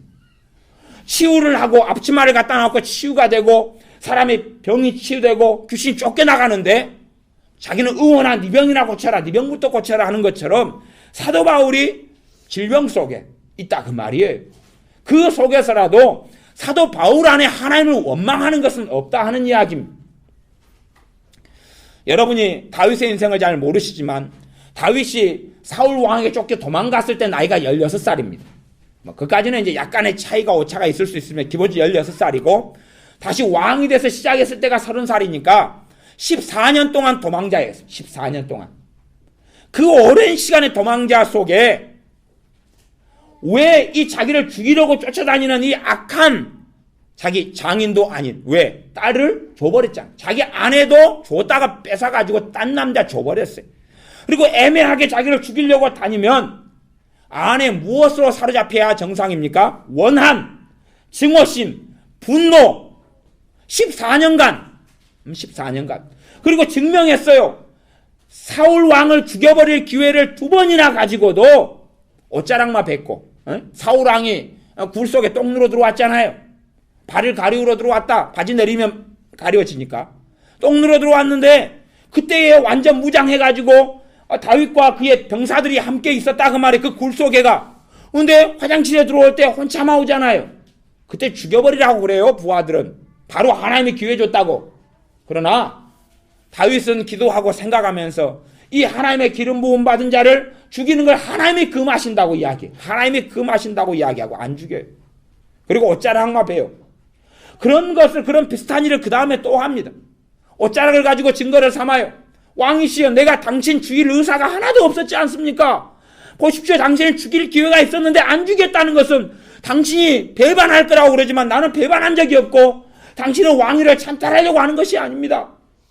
증거하지만 그래서 처음은 사울 왕이 그렇게 해요. 아, 맞다 내 아들 다윗아, 네가 옳고 나는 틀렸다. 그러니 안 그러고 막 갔다가 조금 있다가 또 군사 이끌고 또 쫓아온단 말이에요. 그때는 다 사막에서 잠들고 있는데 잠들어서 다윗이 아베세 하나 데리고 그 진영 속에 들어가서 그 다음에 아비새가 내가 단창으로 찔러 죽여버릴까? 죽여버릴게요. 죽여버릴 테니까 말만 하세요. 그러면서 하지만 다윗은 안 하지요. 근데 왜 14년 동안이나 쫓겨다니는 다윗의 마음속에 원한과 증오심이 없느냐 하는 것이, 원한과 증오심이 왜 없느냐 하는 것이, 그래서 하나님의 마음에 합한 사람을 다윗이라고 하는 겁니다. 그것 때문에 하나님께서 영원한 왕위를 세워주신다고 말씀하시고 하나님께서는 그 영광스럽게도 다윗의 주님 되신 그 우리 주 예수 그리스도께서 다윗의 후손으로 이 땅에 오시는 그 모욕과 수치를 다윗의 이름으로 이 땅 위에 다윗의 후손으로 다윗의 왕위 속에 오시는 그 예언을 하시며 이루시는 것입니다. 그 축복의 그 약속을 다윗이 받아요. 우리는 다윗이 어떠한 믿음의 여정을 걸어갔는지를 아셔야 됩니다. 그러니 우리가 아무리 억울하다 해도 하나님 나 원한을 가져야 마땅해요. 나 한이 있어야 마땅해요. 나는 분노하고 원망하는 게 당연해요. 그렇게 하시면 그래서 여러분이 다윗이 아닌 겁니다. 다윗 정도 수준 내 가지고 주님 보세요. 객관적으로 보세요. 우리 다윗 왕보다 제가 2배 따따블로 고난을 겪었어요. 나는 원망할 수 있어요. 그런다면 할 말이 좀 있을지 모르겠습니다. 그러나 다윗 정도 누리려면 다윗 정도 신앙이 되셔야 됩니다. 다윗 정도 믿음이 되셔야 돼요. 다윗은 전혀 마음 안에, 그래서 사울 왕과 요나단이 죽었을 때 성경에 기록되어 있습니다. 어떻게 기록됐냐 그러면 이 썩을 놈 잘 죽었다. 그렇게 기록되어 있지 않습니다. 이 나쁜 놈, 너가 나에게 나쁜 일을 했으니 너가 그대로 보복을 잘 당했구나. 그렇게 하지 않았습니다. 오히려 죽은 다음에 애가를 지었어요. 애가를 지어서 온 유다 사람들에게, 자기가 왕이 될 유다 사람들에게 그 애가를 부르도록 했습니다. 슬프다 슬프다 슬프다 사울 왕이 어떻게 죽었는고. 그리고 애가를 불렀어요. 요나단 내 친구가 어찌 죽었는고 애가를 불렀어요. 그래서 다윗이 하나님 마음에 합한 사람이라는 것입니다. 그래서요. 우리나 저가 어떻게 도대체 살아오고 있는가를 살펴보셔야 됩니다. 우리 요셉 이야기 잘 알지 않습니까? 요셉이 형들에게 팔려서 죽임을 당하려고 하다가 노예로 팔려갑니다. 그러나 요셉의 마음속에 원망이 있습니까? 없습니까? 없어요. 기껏이 한 17살, 16살 아주 새파랄 때. 그러니 저나 여러분은 쪽팔리셔야 맞습니다. 다윗 나이가 16살 때. 요셉도 기껏이 17살 때. 그리고 요셉도 언제 이제 국무총리가 됩니까? 30살 때. 그러니 우리는 기본적으로 몇 명을 빼놓고, 그래서 17살 요셉, 16살 다윗 밑으로는 안 쪽팔려도 되는데, 시간이 남았으니까. 그 위로는 우리가 쪽팔려야 됩니다. 쪽팔려야 돼요. 다윗도 부모들은, 아버지나 형제들은 제대로 된 신앙이 아니었죠? 제대로 된 신앙이 아니었어요. 그러니 샘플을 제대로 보여주지 않았어요. 생각해 보세요. 다윗 아버지 같은 경우에 그때의 사사로서, 그때의 대제사장으로 선지자로서 이스라엘 백성을 통치했던 사무엘 선지자가 와요. 그 다음에 왕위를 다윗을 세우긴 하지만, 사울 왕을 세우긴 하지만, 그래도 이 전 이스라엘 나라에 정말로 하나님께 세우신 으뜸에 하나님의 사람이 와요. 그리고 함께 제사 지내겠다고 온다 그 말이에요. 그런데 아버지는 누구를 빼먹습니까? 자기 아들을 빼먹는데 막내 아들 다윗을 빼먹어요. 왜? 버렸으니까. 자기 형들 다 불러 모아놓고 해요. 그런데 한참 하다가도 하나님께서 사무엘 선지자에게 내가 기름 부어 세운 왕이 이 자리에 없다는 거예요. 그래서 선지자는 물어보죠. 아들이 이것뿐이냐고. 이것뿐이냐 그랬더니 저기 양 지키고 있는 아들이 멀리 하나 있다는 거예요. 걔 불러오라 그랬죠. 불러오니까 걔가 하나님이 세월 기름 부을 왕이었던 거예요. 정말 중요한 잔치 자리에, 정말 중요한 자리에 자기 자식 안 부르면 이미 다윗은 버림받았기 때문에 그래요. 그런데 다윗의 마음속에 그에 대한 원한과 원망이 있어요? 없어요? 없어요. 나이 많지 않습니다. 버림받은데 그게 없다니까요. 그게 없다니까요. 아버지가 정상이 아니에요. 그러면 원망하는 게 당연할 거 아니에요. 그러니까 하나님이 다윗을 선택한 거예요. 그러니까 그를 부으시고 그에게 성령 충만을 주시고, 그가 그래서 그 16살 때도 사자 입을 콱 15살 때 찢었어요. 그죠? 곰이 양을 가면은 곰을 가서 때려가지고. 그러니 우리가 얼마나 믿음이 보잘것없느냐 그 말이에요. 우리 안에 뭘 품으니까 속사람이 강건케 되지를 않아요. 작은 일에 상처받고 작은 일에 토라지고 삐지고 이기성이 충만해지가. 이기성이 대한민국 사회에 살면서 백성이, 국민이 나라의 주인이다. 하나님이 주인이에요. 하나님이. 우리는 주인 아니에요. 아무것도 아니에요. 하나님의 주인이에요. 하나님, 대통령도 아니고 국무총리도 아니고 국회의원도 아니에요. 하나님만이 어느 제 통치자가 되셔요. 우리는 종의 자리에서 순종해야 되고 섬겨야 될 사람들이. 근데 우리 안에 작은 일 가지고 주여 왜 그러시나이까 원망하고 하나님에 대해서 마음이 뒤틀려 있어요. 그게 어떻게 해결되겠느냐 그것이. 나아가서 부모에 대한 원한을 가져. 아니 다윗 아버지처럼 그렇게 다윗을 버려버리고 가장 중요한 자리 속에서 양이나 치라고, 가장 더럽고 가장 추접하고 가장 보잘것없는 일을 시키는, 머슴이나 하는 일을 아들한테 넘겨서 쫓아내듯이 보내버리는. 그래도 다윗의 마음속에 자기 아버지에 대해서 이빨을 갈지를 않아요. 원망을 하지 않아요. 원망을 통해 생겨나는 게 분노거든요. 분노가 원망하면 생겨나는 거예요. 한을 보이면 이게 생겨나는 거예요. 그리고 이제 내적 치유 받으러 와요. 울랄라 마음의 상처는 치유될지어다. 아니 제가 옛날에 새벽 4시부터 밤 12시까지 그랬다니까요. 막 가자 그러다가 세월이 흘러서 이게 내가 한 것이 맞는 것도 있었는데 다 맞았는가, 이게 다 옳았는가, 그러는 것이. 그래서 이제 우리나라에서 하는 유명한 내적주의 집회를 제가 돈 주고 몇십만 원씩 하더만요. 참석해 봤어요. 참석해 봐서 내적주의 집회에 갔다가 내적 치유만 하고 왔어요. 집회에서 내적 치유를 못하니까 사람들이 저한테 와가지고 치유를 해달라고 그래서 돈 내고 가가지고 울랄라 그랬어요. 이제 애언기도 해주고 이제 이렇게 신명기도 해주고 치유해주고 이렇게 해서 이제 그렇게 거꾸로 해가지고 돈을 반납을 안 해주시더만요. 하여튼 뭐 정태 교수님이 한다는 그런 것부터 뭐 이렇게 돈 내고 다녀봤어요. 도대체 다른 분들은 어떻게 하냐? 시간이 흘러가지 제 자신을 돌아보니까 사실은 많은 사람들의 경우나 제 자신이 잘못했던 걸 보게 돼. 왜냐하면 내가 하나님을 원망하고 부모를 원망하고 사람을 원망해가지고 생기는 일을 치유한다고 그러는 것이 이게 회개해야 될 것 아니겠어요? 회개해야 될 것 아니겠어요? 그러면 요셉 같은 사람은 정말 정당하잖아요. 형제들 증오하고 미워할 정당하잖아요. 그러면 하나님 요셉 안 썼어요. 요셉이 그렇게 하나님의 동행한 사람이 아니었어요. 요셉이 노예로 팔려갔는데 그 아내가 증오심과 한과 원망이 없었어요. 그러니 요셉이 그 간 자리에 하나님이 함께 하셔서 형통케 하셨더라. 그래도 환경은 안 풀립니다. 그래가지고 모함당해서 감옥에 떠들어가요. 우리 성경이 뭐라 하냐면 감옥 그 자리에 하나님이 함께 하셨더라 그러는 것이. 그런 계단, 더 어둠 속에 들어가는 것 같은데 요셉 마음에는 어둠이 있지 않았어요. 그러니 그 다음에 하나님께서 그를 국무총리로 세우시는 거예요. 그에게 꿈을 통해 계시하시고 말씀하시며 만나주시는 거예요. 아니 모함을 당해가지고 보디발 장군이 아내가 오 당신 잘생겼네. 오 당신 잘생겼어. 나하고 하룻밤 하세요. 싫어요. 그리고 도망갔는데 옷을 잡았어요. 그래가지고 모함을 당해가지고 감옥에 들어갔어요. 어이구 그러면 한밤부터 법정에 나가다 변호사 선임할 거야. 어디 증거 가지고 다 이야기하자. 이 요망할 년. 보디발 장군 내가 당신에게 충성하니 결과가 이거야? 내가 돈 벌어가 당신 잘 되겠지. 내가 언제 먹은 적 있어? 증거 있어? 에이 못돼 먹은 보디발 같으니라고. 이 썩을 놈 저주를 받아라. 하나님의 이름으로 저주하느니 잘 먹고 잘 살아라. 요셉이 그런 적이 없잖아요. 그런 적이 없잖아. 우리하고 다른 길과 다른 삶이에요.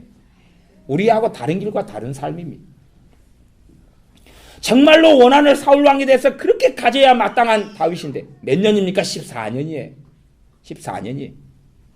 고향을 떠나고 때로 부모를 떠나고 부모가 나중에 합세했다는 이야기가 있지만은 다 떠나가지고 광야로 죽음의 위기 속에 심지어는 이 하나님의 사람이 얼마나 비참하게 살았냐 그러면 이 하나님의 사람이 자기가 데리고 있는 사람을 먹여 살려야 되니까 약탈하고 살았어요. 약탈하고.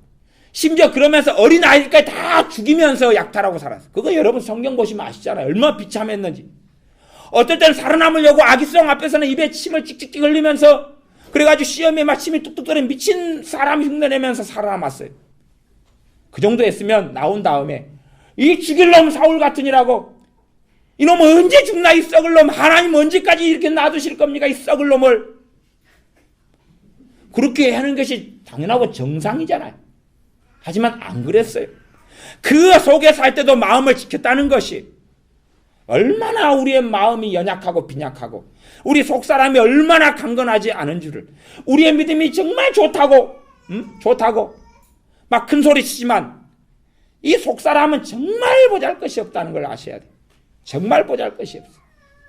솔직한 이야기로 이것저것 기대하는 게 아주 많다가 이빨만 내려도 이빨이 내려가지고 하루 종일 실컷 아이고 죽겠다고 앓고 나면 소원이 하나도 없죠. 이빨만 에린 이빨만 없어진다면 그 다음에 그 소원이 지나고 나면 그 다음에 또 불평불만이 생기는 것이에요. 그러니 하나님의 명령은 뭐냐 그러면 범사에 감사하라. 범사에 감사하라는 게 뭐겠어요? 아니 사람이 생존의 유지 속에 병들어가고 빚지고 살고 누가 화목한 좋은 가정을 부부가 이루는 사람이 얼마나 있어요? 별로 없어요. 퍼센티지로 따질 때요 10가정 10부부 중에 한 부부가 제한돼요. 한 부부가. 정말 그냥 비율을 높게 따지면 20% 미만 20% 밑에. 그러면 그런 비참한 지경에 산다는 것을 하나님이 왜 모르겠어요? 어떤 분은 그렇게 기도한다 그래요. 하나님이 내 남편하고 안 살아보시니까 모르죠 내 속을. 하나님 아시거든요. 하나님도 인간하고 살아보면 내 기구한 발자를 아실 텐데 다 아셔요. 모르시는 게 아니에요. 그런 걸 아시는 하나님이 감사하라고 그런 거예요. 감사하라고. 범사에 모든 일에 감사하라고 그런 거예요. 감사는요 진짜 믿음 있는 사람만 할 수 있는 겁니다. 진짜 믿음 있는 사람만. 좋은 일에 감사는 다 해요. 그건 누가 못합니까? 좋은 일에 다 감사.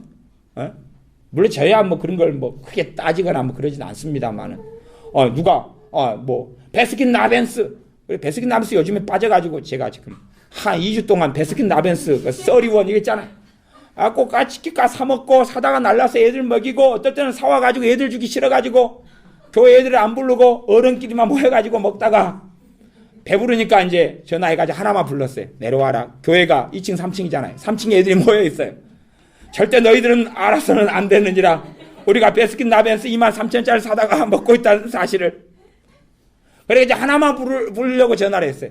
전화 부르는 방법도 그거였어요. 야, 너가 엄마가 찾는다. 내려와라. 그러니까 얘가 다른 애들이 간증히 그러더라고요. 걔가 내려갈 때 얼굴이 비장하더래요. 엄마가 부르는 이유는 하나거든요. 매 맞는 것. 매 맞는 거 하나밖에 없어요. 우리 교회는. 엄마가 부른다 그러면 맞는 날이거든요. 그래서 마음을 작심하고 비장하게 내려가더래요. 그래서 와서 베스킨 라빈스 먹었죠. 엄마가 찾는다 그러니까 와 얼굴이 노래지게 내려가더래요. 다 우리 교회는 엄마가 찾는다는 하나밖에 없어요. 뒤지게 맞는다. 그 하나 말고는 없어요. 우리 교회는 그거 하나 말고는 없어요. 엄마가 찾는다, 용돈 준다 그런 건 없어요. 자, 제가 찾는다, 목사님이 찾는다 그러면 이제 대부분 좋은 소식이에요. 어디 놀러 가자, 롯데마트 가자, 이마트 가자, 구경 가자, 등산 가자. 하여튼 좋은 소식이니까 목사님이 찾는다고 와 내려오는데 엄마가 찾느니라 그러면 애들이 다 노랗게 다 떠버려요. 아빠가 찾느니라로 당연히 맞아야 되죠. 베스킨 라빈스에 제가 싹 빠져가지고 요즘은 그냥 막 주구장창 먹고 있어요. 그 어제도 먹었네요. 네. 어제도 먹고 하여튼 계속 먹고 있어요. 지금은 좀 물리더라고, 물려. 제가 음식에 빠져가지고 정말로 먹는 걸 막 탐해가지고 막 살아가니까 하나님께서 저한테 몇 번을 그랬어요. 몇 번을. 이제 많이 그럴 때는 조금만 먹어라 그럴 때가 있고 몇 번을 어떻게 했냐 그러면 배 터질 때까지 먹어봐라 그리고 말씀은 하신 게 아니라 환경상 배 터지게 만들어 버리더라고요. 그래서 제가 너무 배가 불가피하게 터질 상황이 돼서 하나님 살려주십시오. 배가 터지겠습니다. 그랬더니 딱 상황이 정리하더라고요. 그래가지고 제가 군대에 있을 때만 해도 현역인데도 불구하고 군인 부패를 몇 번을 다녔냐 그러면 50번, 100번을 다녔어요. 50번이 넘게 다녔어요. 그러니까 한 20번까지는 물리게 먹다가 또 병사들하고 함께 성가대원들 데려가고 제가 군종병이었으니까 데려가고 뭐가고 부패를 죽어라고 먹는데 이제 수십 번 먹고 나니까 하나님 이게 도저히 사람이 할 짓이 아닙니다. 사람이 도저히 먹을 일 아닙니다. 된장찌개가 그립습니다. 왜 그러냐면 뷔페 가도 된장찌개가 있지만 사명감이 있잖아요. 본전 생각이 있잖아요. 완전히 다 뒤집어 엎어버려야 되는 거예요. 그런데 이제 이걸 어떻게 그래서 그 다음에는 제가 신령해져 가지고 한 접시 두 접시만 먹고 나왔어요. 한 접시 두 접시. 두 접시로 절제. 한 접시는 먹고 싶은 거 몇 개, 두 접시는 디저트. 그렇게. 그 전에 5접시씩 먹는데 전문용어로 짜구가 나요. 짜구가. 오바이트가 나오려고 그러고. 근데 먹는 걸 너무 탐하니까. 그래서 제가 그 버릇을 고쳤어요. 하나님이 그냥 부패를 원 없이 가서 한번 네 원대로 한번 전문용어로 쳐먹으라고. 원 없이 먹으라고. 우리의 마음은 그렇게 연약하고 연약해. 우리의 마음에 단련되고 강해지셔야 됩니다. 그래서 아직 안 한 일에 상처받는 사람들 믿으면 안 좋아요. 그럼 뭐가 하겠어요 그게. 주님이 아이고 잘했다. 상처받아서 주님 저 사람 탓이에요. 어쩌면 좋아요. 여러분 자식들 그렇게 오니까 성질나죠. 여러분 자식이 둘이 형제가 싸워가지고 엄마 형이 아까 내 장난감 뱉어나갔어. 엄마 어쩌면 좋아. 어이구 이놈을 이럴 수도 없고 저럴 수도 없고. 형이 와가지고 엄마 동생이 아까 내 장난감 부서뜨려 버렸어. 밟아가지고 엉엉엉 울면 어이구 이 철딱선이 5살짜리가 그러면 좋은데 17살짜리가 그러고 와요. 17살짜리가 립스틱 하나 어쩌다가 사가지고 립스틱을 놔뒀는데 애가 립스틱을 가지고 벽에다가 그거 한번 긁어버렸어요. 17살짜리 가지고 엄마 울어요. 엄마 립스틱 샀는데 학교에서 금지한 거 그거 금지 품목 그거 몰래 해가지고 좀 바르면서 시석거리고 있었는데 7살짜리가 가가지고 이게 그렇게 했어 엄마. 어이구 이 왼수야. 우리가 그 짝이고 그 모양이거든요. 성숙해져야 됩니다. 모든 이 4장 14절에 우리가 이제부터 어린아이가 되지 아니하여 사람의 괴술과 관사한 유혹에 빠져 모든 교훈의 풍교에 밀려 요동치 않게 하려 함이라. 이 어린아이들이 이거 간사한 유혹이나 아니면은 사람의 괴술 말장난에 놀아나는 것이. 사람의 괴술이 뭐예요? 성경 가지고 장난치는 거고 사람을 가지고 애언 가지고 이용해 먹는 거고 막 그래요.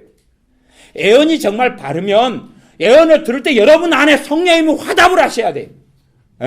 예수님의 사람은 성령이 많이 계시잖아요. 여러분 안에 같이 감동이 있어야 돼요. 화답이 있고 아멘. 그 애언을 통해 내 마음과 심령에 자유함이 와야 되고 확증이 있어야 돼요. 그러지 애언은 들었는데 저게 뭔 소리야? 그러면 사실은 그 애언은 받아들이기 어려워요. 틀렸다 이런 정죄를 내리라는 게 아니라 사실은 인정하기 어려워요. 신기하고 새로운 일을 어떤 애언을 통해 이야기하면 사실은 그건 아니에요. 어떤 삶의 변화를 요구하는 애언이 있다 그러면 사실은 그게 정말 애언이라면 그 전에 내가 기도할 때 그 전에 주님 앞에 있을 때에 내게 먼저 말씀하셨어요. 1차, 2차를. 그러다가 확증으로 말씀하시는 것일 수는 있어요. 그러나 전혀 듣도 보도 못하고 상상도 못한 이야기를 어딘가 뭔가 왔다. 그러면 안 되는 것이에요. 전에 원장님이 교회를 91년에 개척하신 다음에 지금은 이제 그 교회 목회를 또 다시 하고 계신데 91년도 개척했던 교회가 100명까지 다 부흥시켜 놓고 이제 이렇게 나오셨는데 목사님 두 분이 목회를 하시면서 한 분이 너무 신령하셔가지고 30명까지 떨어뜨리시고 뭐 그러신 다음에 그 다음 분이 오셔가지고 이제 한 명만 남겨놓고 교회를 팔아버리시려고 그러시더라고요. 그래서 이제 다시 들어가셨어요. 합동직 교회인데 들어가셔가지고 다시 그 목사님이 또 원하시는 게 많아서 교회 사택 아파트도 드려버리고 그 다음에 월급 밀린 것도 달라고 또 후임 목회자한테 그러니까 월급 밀린 것도 또 해가지고 또 어떻게 드리고 갖고 정리하시고 한 명 교인 가지고 이제 목회를 다시 시작하셨어요. 갖고 이제 뭐 한 5명 되시는가 7명 되시는가 뭐 그러셔요. 근데 사람들은 이 간사한 교훈의 유혹에 밀려서 요동치기 쉽기 때문에 사람 별다른 말만 들으면 이게 평지풍파가 내 안에 일어나. 그래서 그런 거예요. 종지기 아시죠? 간장 담는 종지기. 종지기에 돌멩이 하나 던지면 엎어집니다. 종지기 마음 가져보세요. 돌멩이 하나 던져드릴까요? 종지기 던져주면 퐁당 간장 뒤집어지고 엎어지죠.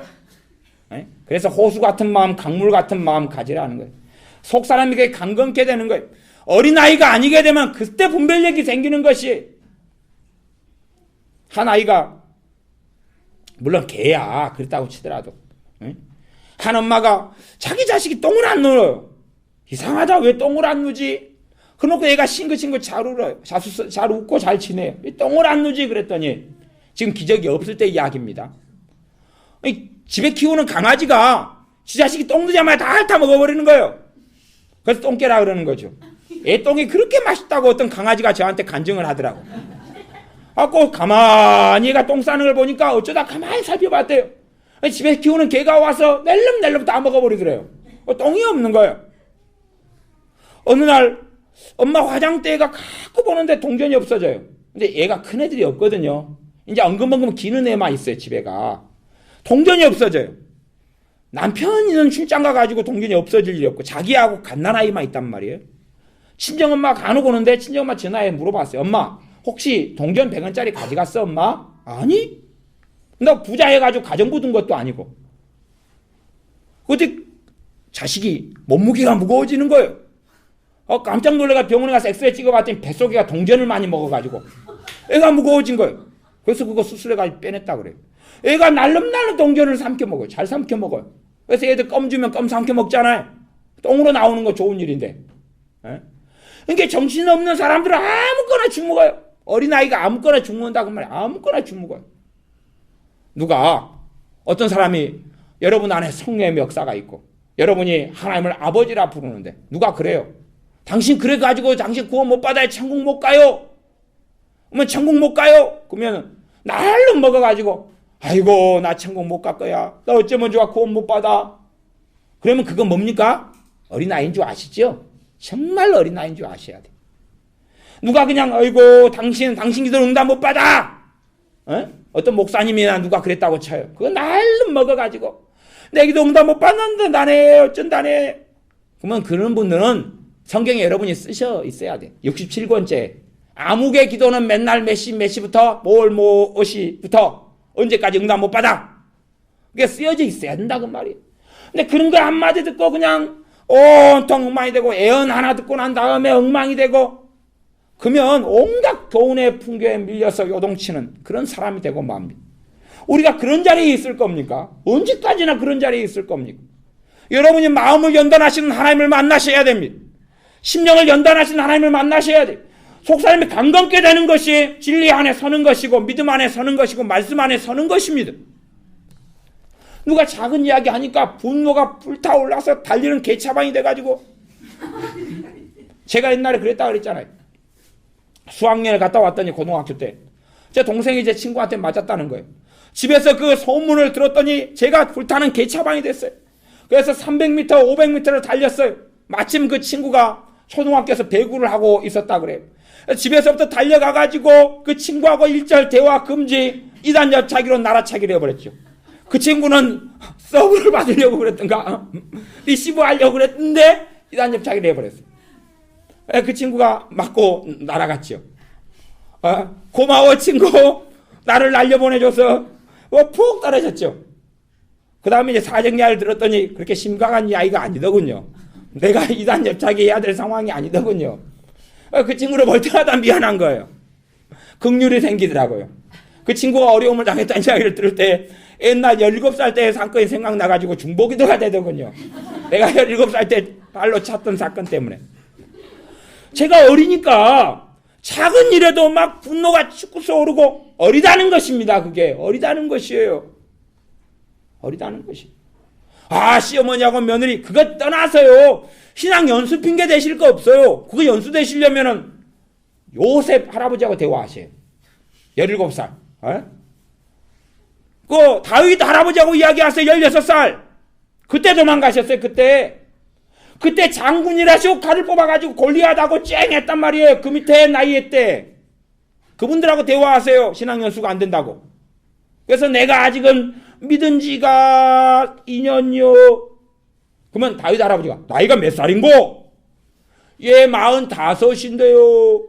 에이, 뗐지. 몇 살인고? 32살인데요. 에이, 뗐지. 난 그때 왕노릇 하고 있었어, 이 사람아. 왕노릇 해봐, 당신도. 조직의 쓴맛을 알지? 교회 속에서 몇 명하고 사는데도 미치고 환장하겠지. 내가 이거 몇백만 거느고 사는데 환장해. 그래도 마음 지키고 살아. 네? 그러니 우리가 얼마나 수준이 떨어진 줄 아셔야 돼. 네?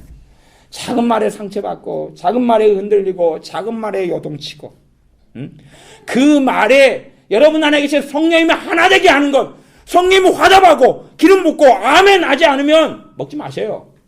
애깁니까? 동전 줄 먹게? 동전 가지고는 깎아 사 먹으러 가세요.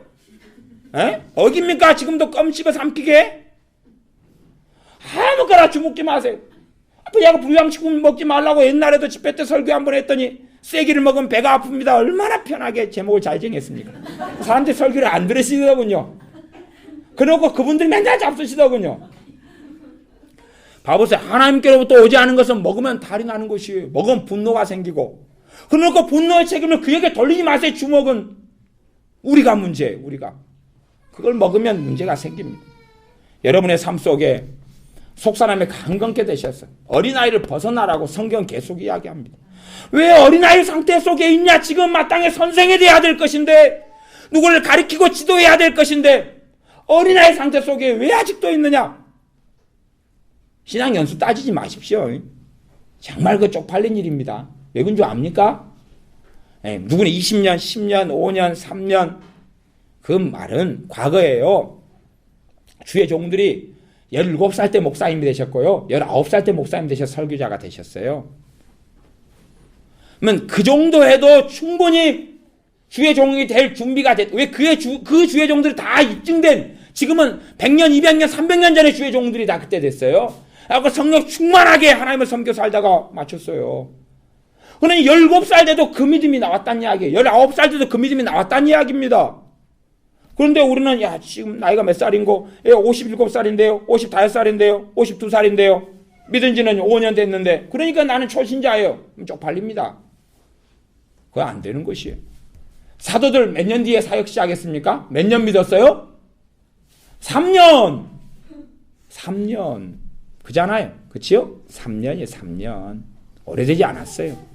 그 전에 믿음이야 제대로 주님을 믿지 않고 알지 못할 때입니다. 그러니 우리가 속사람이 강건케 되고 주님의 진리 위에 서야 돼요. 그래서 작은 교훈의 풍조에 누가 그냥 헐뜯고 말하는 것, 누가 어쩌는 것, 누가 뭐라고 그러는 것, 누가 시어머니가 남편이 뭐라고 하는 것에 퐁당퐁당 돌을 던지자, 누나 몰래 돌을 던지자 하고 탁 던지니까 풍덩 해가지고 똥물이 튀고 그걸 울깍 먹어가지고 배가 아파요 엄마, 아야 떼찌 해주세요. 그러고 언제까지나 살 수는 없습니다. 우리가 마음을 단련하십시오. 믿음으로 마음을 단련하신 하나님을 만나십시오. 안 그러면 철이철을 날카롭게 합니다. 뭔지 압니까? 꼭 나 같은 사람 만나가지고. 에? 그래가지고 그냥 갈아버린다 그 말이에요. 에? 그래 안 되는 것입니다.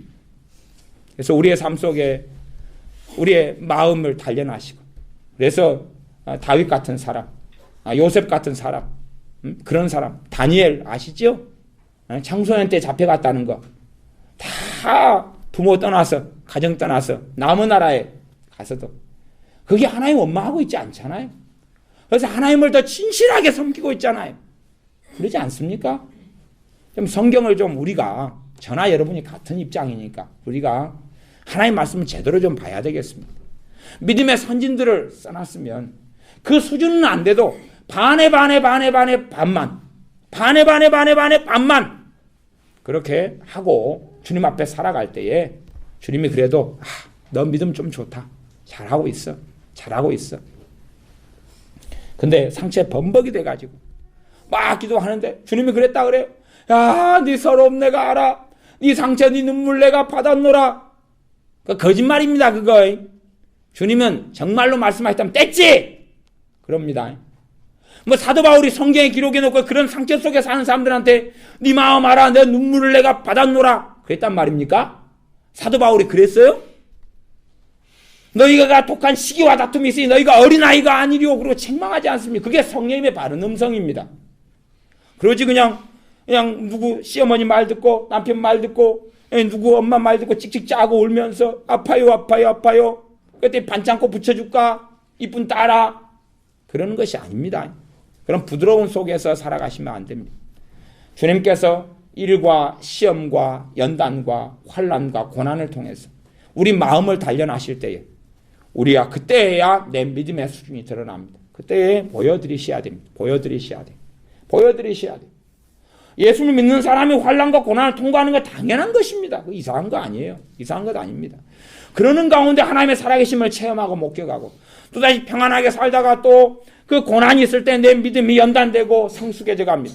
그러다가 또 주님을 깊이 있게 만나게 되고 알게 되고 그런 삶을 반복해 가는 것입니다. 그래서 주님 앞에 섰을 때에 부끄럽지 않게 됩니다. 기도하겠습니다. 아버지 하나님, 우리의 인생과 삶 속에서 우리가 작은 일에 또한 사람의 말에 우리의 마음이 요동치고 흔들리고 그래서 성령님께서 우리 안에 하나 되게 하신 것을 지키지 못하고 살아가는 어리석은 삶 속에 살 때가 많습니다. 그리하오니 우리가 사람의 말을 진리인 양 먹어버리고 마셔버리고 그 속에 연약한 자, 속사람이 강건치 않은 자로 살아왔던 것을 고백하며 주님 앞에 엎드리오니 우리를 도와주시며 긍휼히 여겨 주시옵소서. 우리가 더 믿음에 성장한 사람, 성숙한 사람, 장성한 사람들이 되게 하여 주시옵소서.